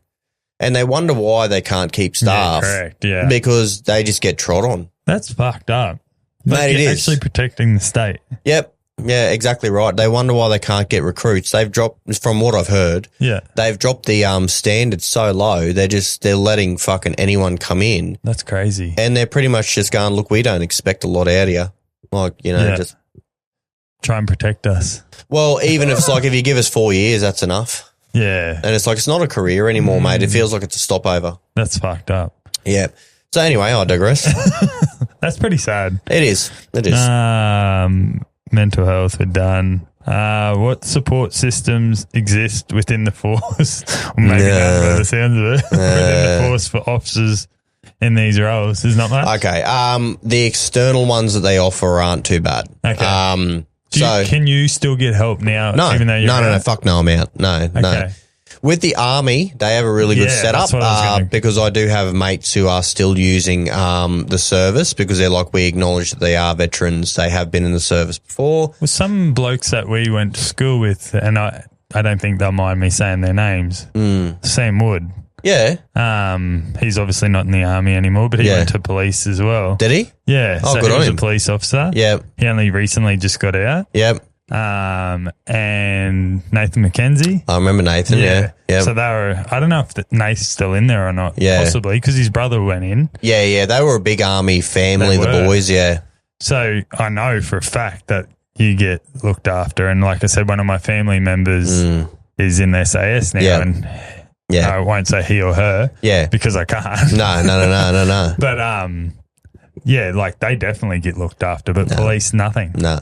Mate, and this is probably the sad side of it is like there was no attempt to retain me or a lot of the guys who have left. Yeah. Because I've spoken to them about it. Yeah, okay. They just go, and the process now to leave is super simple. It's a one-pager.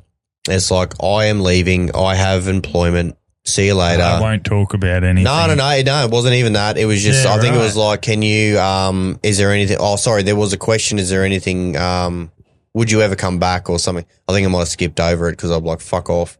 500,000 a year, possibly. Nah, mate, not even the money, mate. I just fucking wouldn't. Yeah. But it was as simple as it's all intranet now. You just look it up and then you put in who your supervisor is. You fill out the form, you send it away, and that's it. They sign it. They send it off to the. That's crazy. I think it's the super or someone like that. They sign off on it. That's and not shit. within a week. I was fully paid out of annual leave, rec leave that I had, and I was done. But that's shit that they don't support support mate. If they do, it's the best kept secret because I don't fucking know about it. Yeah, right. And then as I've chatted to mates about, you've then got to prove whatever problems you had related to the QPS. So I don't know if you did do this or not, but you were telling me about it. You were going to go on a podcast called Behind the Badge. Oh, yeah. So logistical. We're still going to do that, but more of a Zoom. So they would probably be the people to ask, I'm guessing. Probably would be. Probably would be. Because they would know. They probably would. They probably would know. Yeah.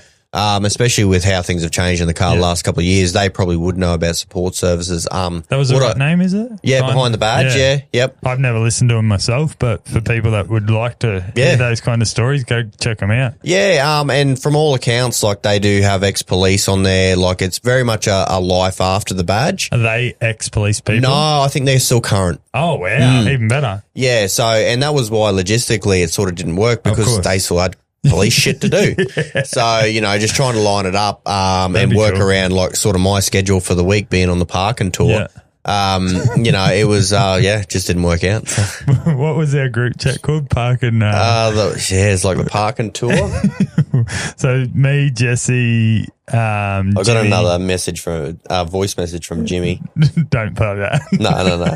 The Parkin Podcast tour. there you go. Yeah. For anyone that doesn't know, Jesse's come on my podcast, and then the boys obviously got wind of who you were.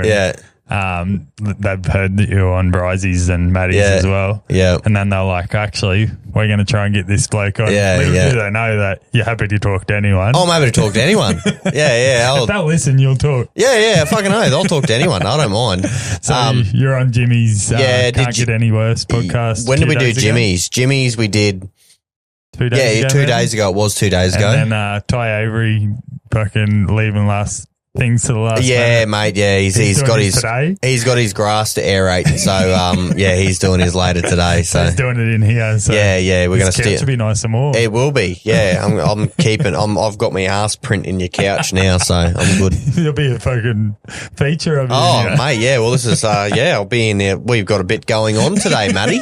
And then this will be too late by the time. This will already be out. But, so we're doing a live stream of the State of Origin tonight with 3 Queenslanders and 1 New South Wales person. So we'll let you know how that go, but it should be a bit of banter. Yes, there will Should be. be good. And a special guest. And a special guest. Well, they won't know. So They won't know because this won't be our Jimmy Judge. Yeah, there Jimmy you go. Judge is dropping in as well. So. He's going to jump on the casting couch between the 2 of us, and we'll see the 4 of us, and we'll see where the night goes.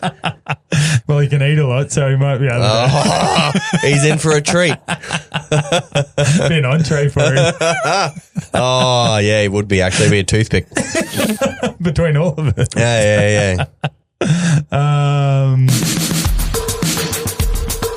Listeners, as everybody knows, I wear Frontrunner on every episode of the Meraki Podcast. Frontrunner is an Australian streetwear label dedicated to crafting the highest quality apparel available in the market. Whether you're chasing PBs, chasing the kids, or just chasing the weekend, Frontrunner has you covered.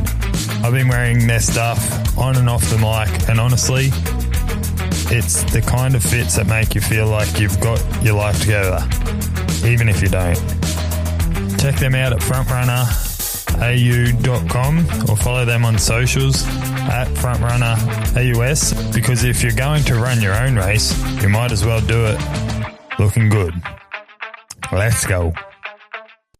What support systems we've done. Has there been moments where you questioned whether you would continue doing this job? That job, sorry, not this job. Because you finished it already. Oh, yeah, definitely. And that was probably... Sorry, I'm just stretching my leg. No, you're right. It probably all came off the back of that... that murder. Yeah, definitely, because at that time I was... trying to get a lot more sergeant relieving. I was trying to win a sergeant spot, both in the TAC crime office at the time, and even general duties. So I didn't have a thought about, that sort of thing. But yeah, definitely the murder investigation, that threw very, very much after the year, threw a spanner in the works. I started getting, some pretty sort of severe vertigo issues as well. Yeah. Okay. Told by an ENT at one point that they were thinking about medically retiring me. Oh, wow. Because the issues with the flashing red and blues and stuff at night time, like I was just really sensitive to light. Yeah, wow. I wasn't aware of that. No. And it's one of those things where it's just kind of, I don't think about it too often because I did end up going back to work. Yeah. But it's something, and look, I'm not going to go the tinfoil hat, but I never had it before fucking having shots. Of course. Yeah. The coronavirus shots. So, and it's something that I still sort of struggle with. I'll have a week where, I'm not bedbound as such, but I'll have a couple of days off work because it's not fatigue. It's, so I will get just the room will just spin. Yeah. I've had vertigo before. And then when it stops, I get migraines. So I don't get sick. I just get migraines off the back of it. I had to get migraines severely too, so I know exactly how you feel. Yeah, the last thing, you don't want to do anything. You don't want to talk to anyone. You want to be in here, but with the lights off. Yeah, exactly. It's nice and dark. Yeah, exactly right. So that's kind of, I think that in that investigation, I was just like, a part of me was just like, when you're told, I think then it was like, do I just have a time limit on this job? Yeah. Should I be starting to look for a way out? Obviously, that's when I launched the watch brand was 2023. Yeah. Was when I was I'd got a spot in CIB because I thought, maybe try something different. The grass might be greener sort of thing, but it's still the police. Yeah. So that was kind of it. I think it was just the case of between that and that investigation and me having a few issues over the years, like it's time to call it. Yeah. I got a question for you with medically retired. Yep. If you were medically retired, would you continue to get a paycheck? No.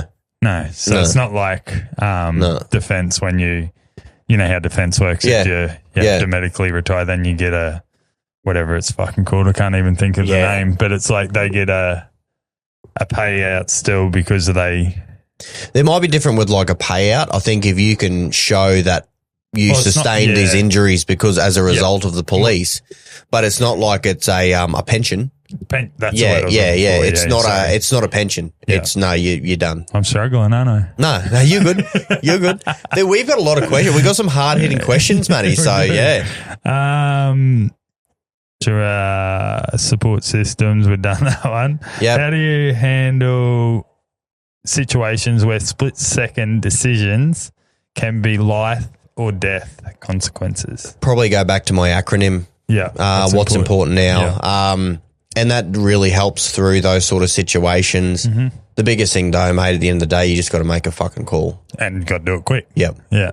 Yeah. Sometimes it might be the wrong one too. And we've seen that, because it's all well and good. And I'm sure the guys at Ethical Standards are really, really lovely people. But when you take someone's split-second decision or something that happens over 5 seconds and then you get the chance to sit down and pull it apart, that's when you go back into the debriefs and all that kind of shit. Exactly. And that's it. You've got to be able to learn from every experience. When someone's got a gun at your head and you can't go, oh, wait up, I just got to debrief this. Yeah, exactly right. Like, no, and that's it. You've got to make a call. Like, I've had a couple of lads, they were involved in an incident, a lot of years ago now, where they had a bloke who came out the back door with a knife and ran at him. They shot him and killed him.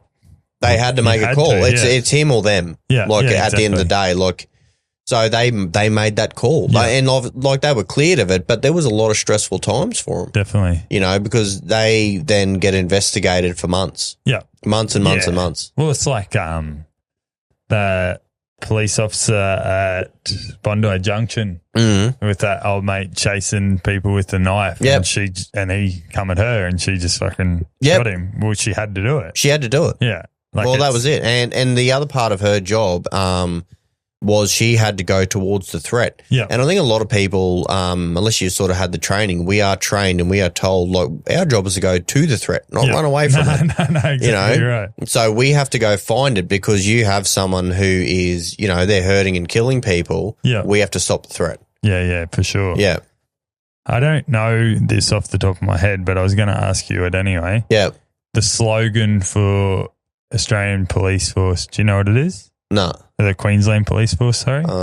Protect and serve. There you go. What does that mean to you? Look. Now that you're out, obviously when you're in there, it meant a lot to you. For me, if I'm thinking it from an attack crime point of view, I think that could mean a different thing to everyone. But for me, I relate it back to attack crime. So we were out there. We were arresting, violent DV offenders so that they couldn't offend again against their partners. We were arresting people. Where's rename? Top here. Oh, with honour we serve. There you go. Yeah. And that's kind of it. I like to protect and serve, so we'll go with that. Anyway, sorry with honour we serve. Yeah. So it's the same. It's the same thing. Essentially, it's go to work, do your job well, you protect the public, and you keep them out of harm's way. Yeah. If they need something, you're there for them. Yeah. But yeah, more specifically for TAC, it was you keep the shit cunts off the street. Do you still obviously have that, I guess, that bone in your body? I get an itch every now and then. It's not something that I'd ever pursue and go back. But yeah, look, sometimes I get a bit of an itchy foot, like I want to kick a fucking door in, and then you think, fuck, I've got to replace that door if I do that. Yeah, that's exactly, and I get a lot of fucking trouble if I kick the door in now.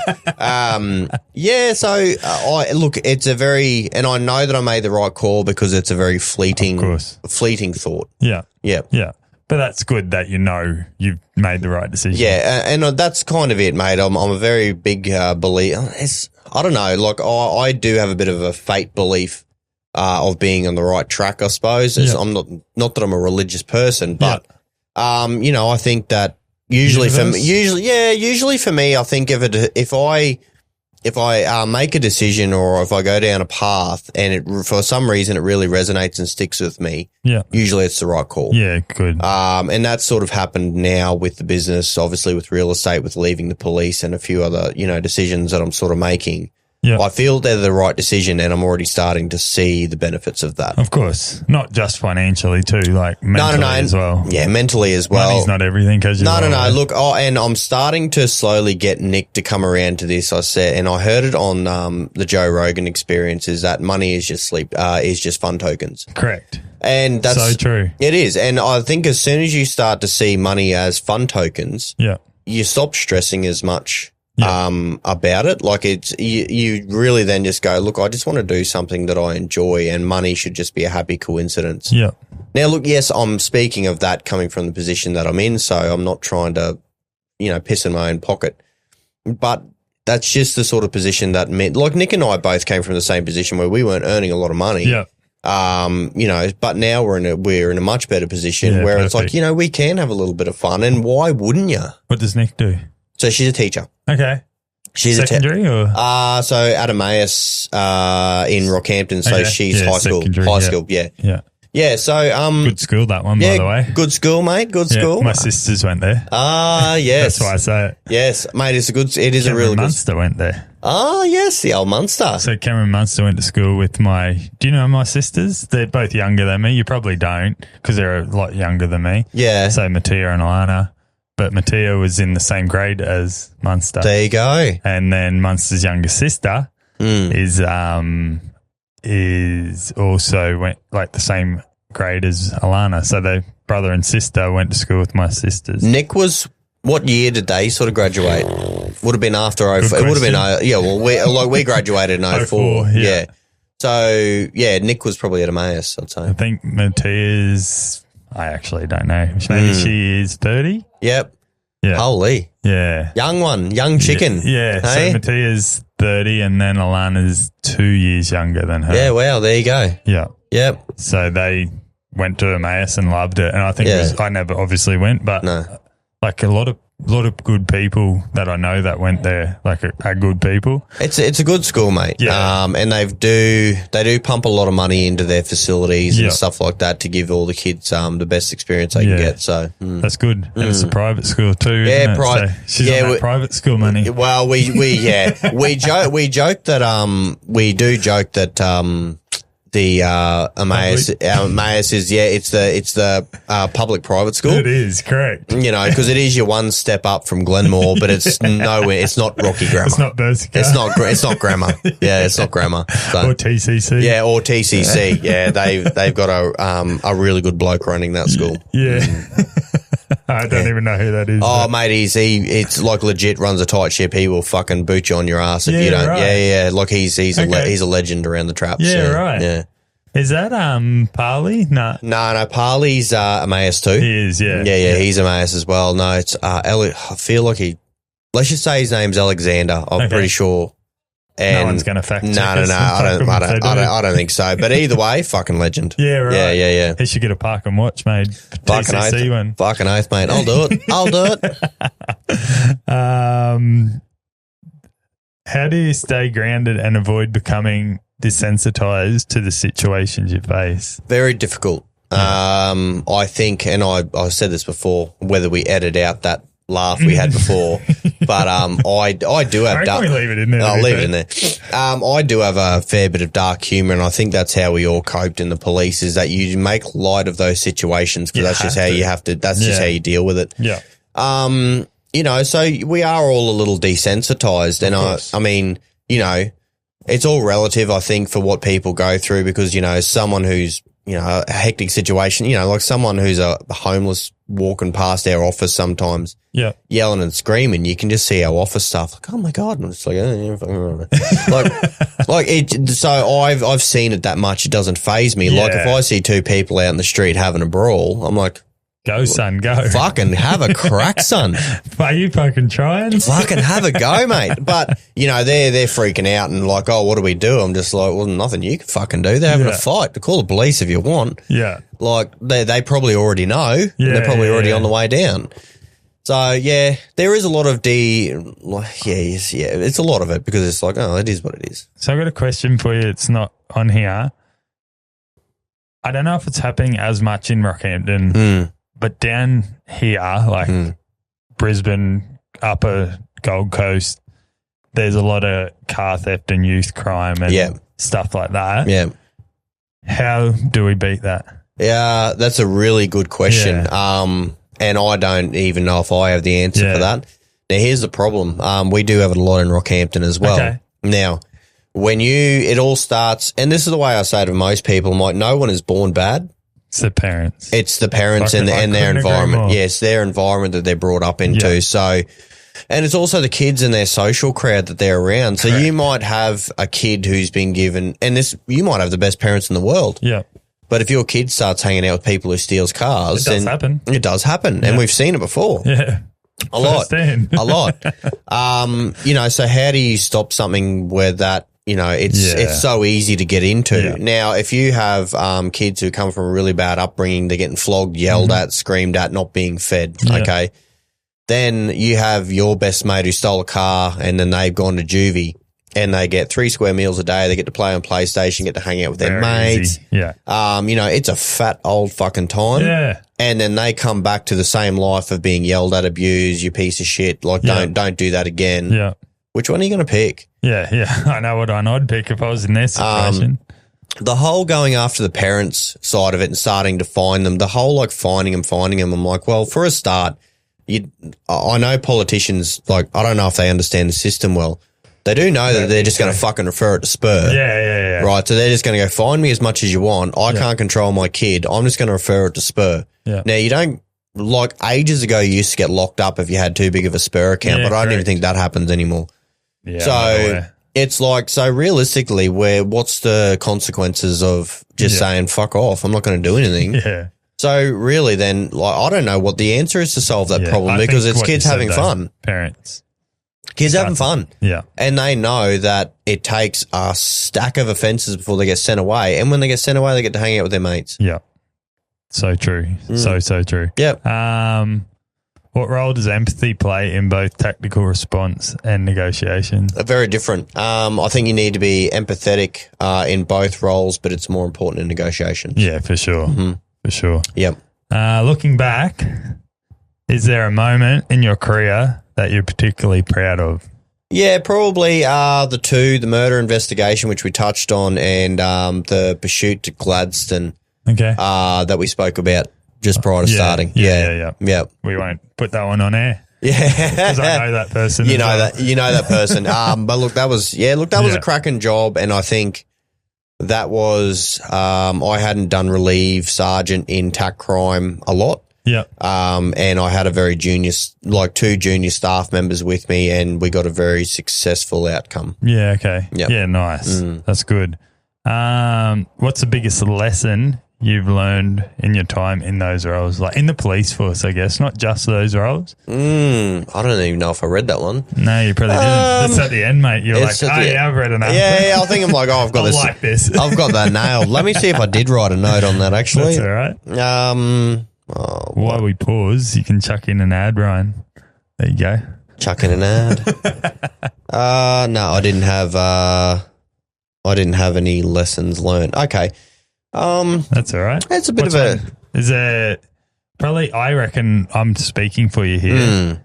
Lessons you've learned outside once you've finished is probably to deal with your emotions a bit more. Yeah, look, I think coming from the police and now going into more of a civilian role, let's call it.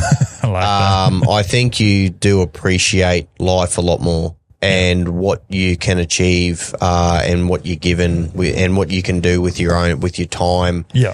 And how lucky I am.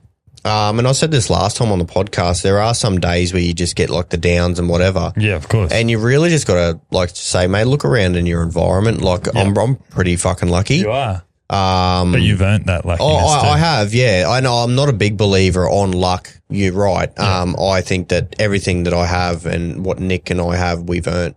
Yeah, definitely. So when you're in a career that is so demanding of your time, so with shift work, working days, afternoon, nights, being on call, you don't have the luxury and having to beg and plead when you take holidays. Yeah. You don't have the luxury of calling time your time. No. Now, when I left, I can have holidays whenever I want. Yeah. If I need to do a half day, I'll do a half day. Yeah. My business is on my phone. Yes. Both of them. Yeah. So I realistically can just float. Yeah. Monday to Friday. And that's something that not a lot of people can do. No, not at all. So I'm very fortunate and I made that right call. Yeah. Yeah. That's pretty cool. Yeah. This one will, I already know the answer. How has the job changed you personally, both in how you see people and how you live your own life? So you pretty much answered the end of that. Yeah.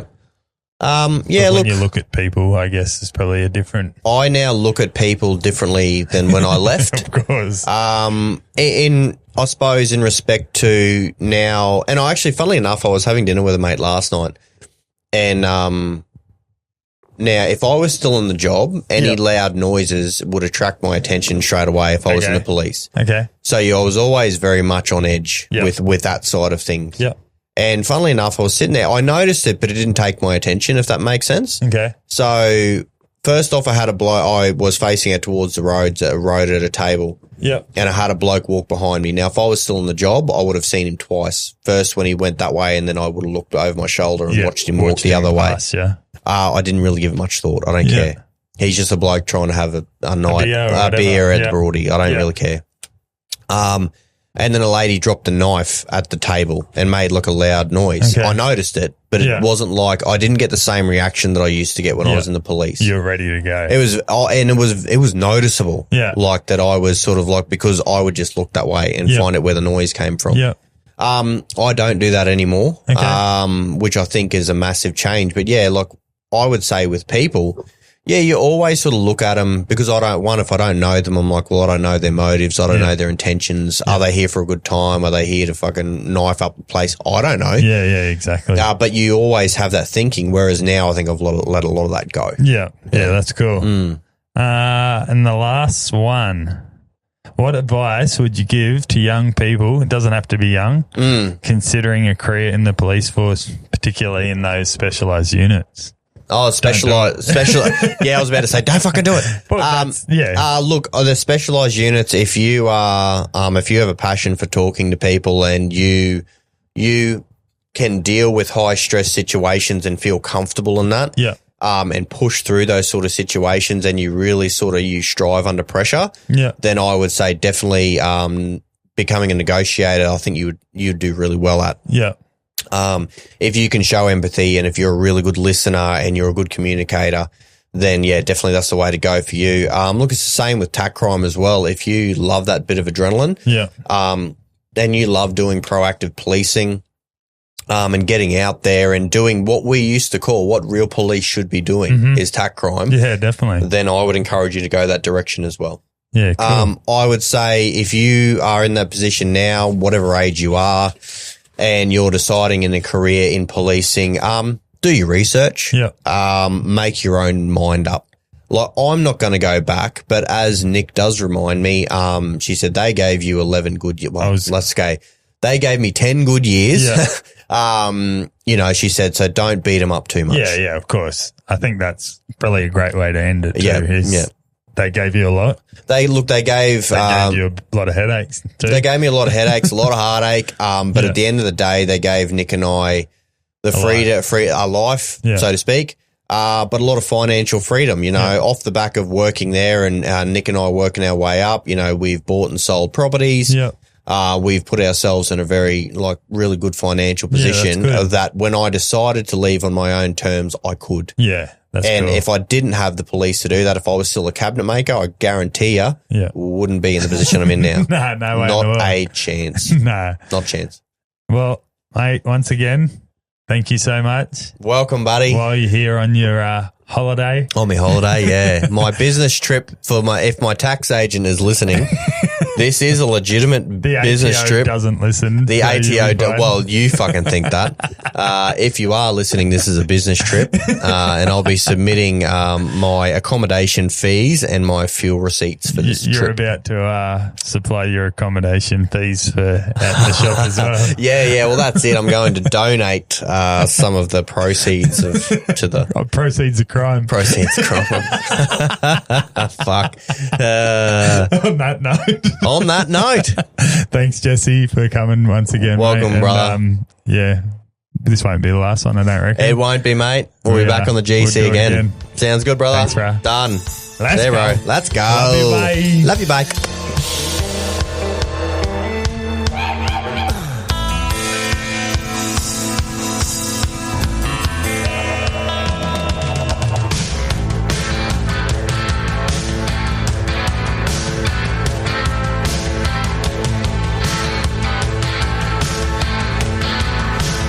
This has been another Pod Perfect production.